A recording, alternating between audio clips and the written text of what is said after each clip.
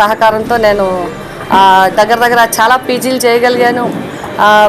ఇంచుమించుగా master of law వరకు నేను రాగలిగాను.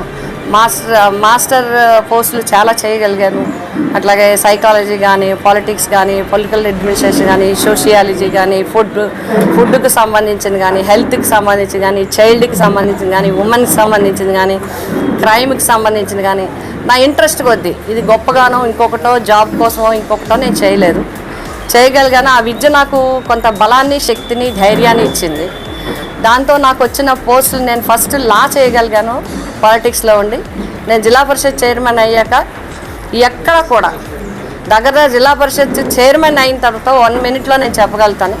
జిల్లా పరిషత్ చైర్మన్ అయిన తర్వాత హైయెస్ట్ పోస్టింగ్ ఇచ్చిన జిల్లా పరిషత్ చైర్మన్గా నాకు చాలా మంచి పేరు వచ్చింది. అది కూడా సింగిల్ ఎలిగేషన్ లేకుండా, సింగిల్ ఇబ్బంది లేకుండా ఆల్ అసోసియేషన్స్ ప్రశంసించిన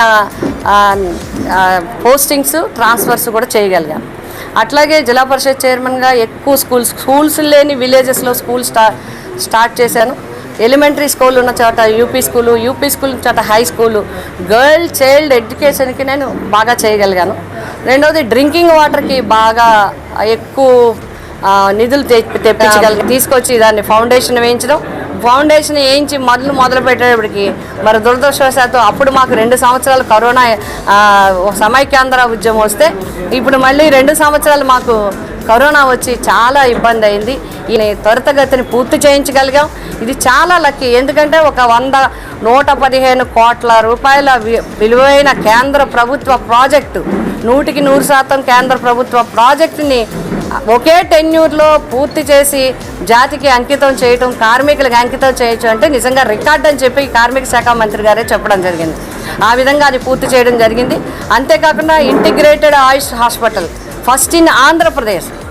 ఇప్పుడు ఆంధ్రప్రదేశ్ విడిపోయిన తర్వాత ఫస్ట్ ఇన్ కాకినాడ మన జిల్లాకే ఇంటిగ్రేటెడ్ ఆయుష్ హాస్పిటల్ తీసుకురావడం జరిగింది. ఈ హాస్పిటల్ని తీసుకురావడం జరిగింది. అంతేకాకుండా కేంద్రీయ విద్యాలయ బిల్డింగ్ తీసుకురావడం జరిగింది.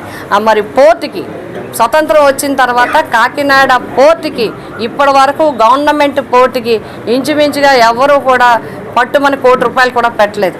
ఇంచుమించుగా 75 కోట్ల రూపాయలతో పోర్టు ఆధునీకరణ చేయడం జరుగుతుంది.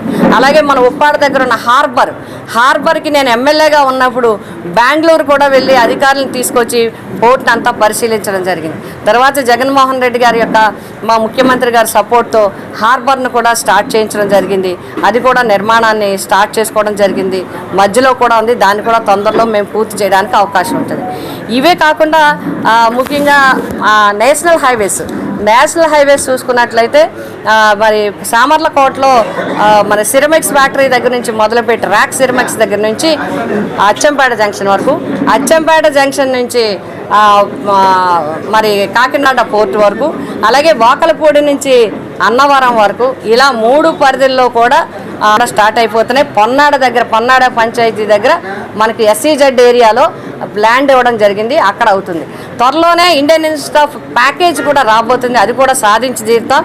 మన సునీల్ చల్మల్ శెట్టి గారి సపోర్ట్తో ఇండియన్ ఇన్స్టిట్యూట్ ఆఫ్ ప్యాకేజ్ కూడా తప్పకుండా సాధించి తీరగలుగుతాం. ఈ విధంగా